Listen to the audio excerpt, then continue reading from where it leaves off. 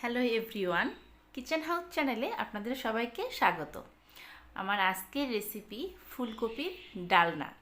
এই রেসিপিটা আমার মায়ের হাতের এবং এটা খুবই টেস্টি একটা রেসিপি, তাই ভাবলাম আপনাদের সাথে এই রেসিপিটা আমি শেয়ার করি। এই জন্য এখানে দুটো বড় সাইজের ফুলকপি নিয়ে ফুলকপিগুলোকে আমি একটু ছোট ছোট করে কেটে নিয়েছি।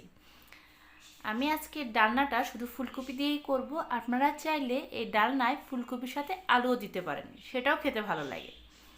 ফুলকপিগুলোকে আমি খুব ভালো করে ধুয়ে এগুলোকে পরিষ্কার করে নিয়েছি।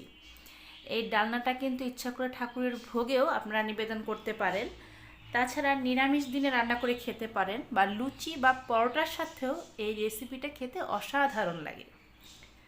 তো আমি এখানে কড়াইতে দিয়ে দিলাম সাদা তেল।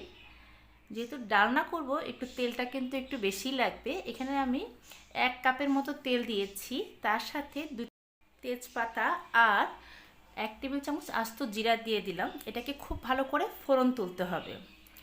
ফোড়ন তুলে আমরা যে ধুয়ে রাখা ফুলকপিগুলো ছিল সেগুলো এই তেলের মধ্যে দিয়ে দিলাম। ফুলকপিগুলো একটু জল থেকে ঝরা দিয়ে তারপর দিয়ে দেবেন, না হলে প্রচুর জল উঠবে। এখানে আমি দিয়ে দিলাম পরিমাণ মতো লবণ আর 1 টেবিল চামচ হলুদ গুঁড়ো, আর দিয়ে দিলাম 1 টেবিল চামচ ধনে গুঁড়ো। এখানে কিন্তু শুকনো মরিচের গুঁড়োটা দিবেন না, এই ফুলকপির ডালনাটার মধ্যে শুকনো মরিচের গুঁড়া দিলে ভালো লাগে না, এটা একটু সাদা সাদা তরকারি হবে। এখানে কাঁচা মরিচ দিয়ে আপনারা ঝালটা করবেন, কিন্তু এখানে শুকনো মরিচের গুঁড়া দিবেন না। দিয়ে হলুদ আর আপনার ধনে গুঁড়ো দিয়ে ফুলকপিটাকে খুব ভালো করে আমরা মিক্সড করে নিচ্ছি।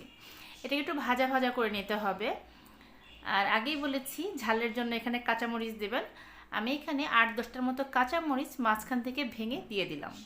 তাতে করে খুব বেশি একটা ঝাল ছড়াবে না, কিন্তু আপনার ফ্লেভারটা খুব সুন্দর আসবে আর হালকা ঝাল হবে, কারণ এই ডালনাটা খুব বেশি একটা ঝাল হয় না। কাঁচামরিচ আপনারা তারপর আপনাদের পছন্দ মতো দিবেন। দিয়ে আমি ফুলকপিগুলোকে একটু হালকা ভেজে নিচ্ছি।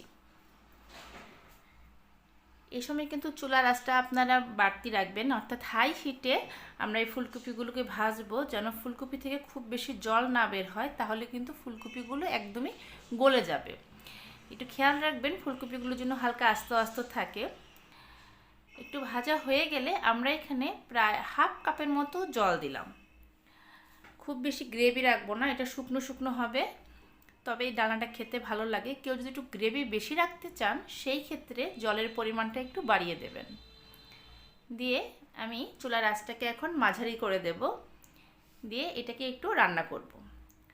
আর ফুলকপিগুলো আপনারা এই চামচের সাহায্যে একটুখানি ভেঙে দেবেন, তাতে করে ফুলকপিগুলো একটু হালকা ভাঙা ভাঙা হবে, কিন্তু একবারে গালিয়ে ফেলবেন না, সেটা কিন্তু খেতে ভালো লাগবে না। দেখতেই পাচ্ছেন। আর আপনারা যদি দেখেন ফুলকপিটা এমনিতেই গলে গেছে, তাহলে আর এটা করার দরকার নেই।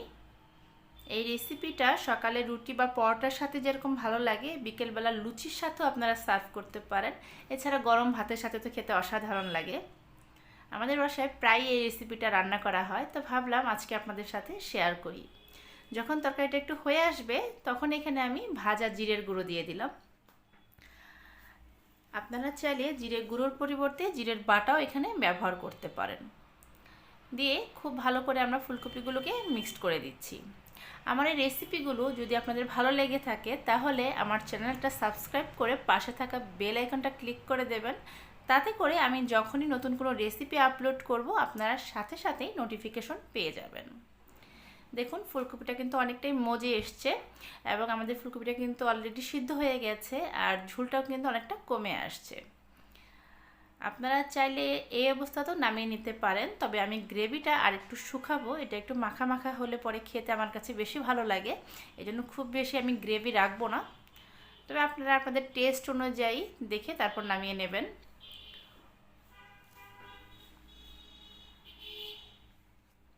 দেখুন এটাকে কিন্তু একটু সময় নিয়ে আমি রান্নাটা করছি, যাতে কপিগুলো সুন্দর মতো সিদ্ধ হয়ে যায়, কিন্তু একবারে গলেও না যায়, সেদিকটাও খেয়াল রাখতে হবে।